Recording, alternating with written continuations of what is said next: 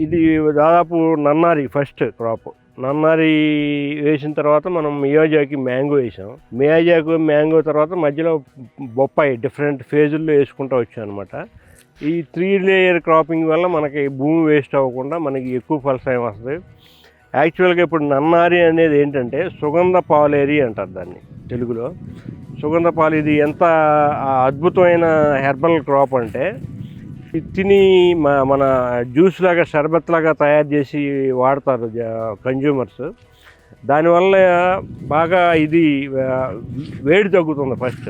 తర్వాత బాడీలో ఉన్న టాక్సిన్స్ అన్నీ బయటికి వెళ్ళిపోతాయి. నెక్స్ట్ స్కిన్ గ్లో అవుతుంది, డైజెస్టివ్ సిస్టమ్ని ఎంకరేజ్ చేస్తుంది. ఈ నన్నారి అనేది జనరల్గా ఏంటంటే ఎక్కువగా ఫారెస్ట్లో ఎక్కువగా ఉంటుంది. ఈ మధ్యకాలంలో మనం ఇలాగ కమర్షియల్గా కల్టివేట్ చేయడం మొదలెట్టాము. ఇది చాలా మొండి పంట. మనం ఏం చేస్తామంటే ఇది మనం నాటిన 6 months వరకే వీటికి ఇరిగేషన్ ఇస్తాము. దాని తర్వాత ఇరిగేషన్ ఇవ్వకపోయినా పర్లేదు, ఇరిగేషన్ ఇవ్వకపోతేనే మంచి క్వాలిటీ వస్తుంది.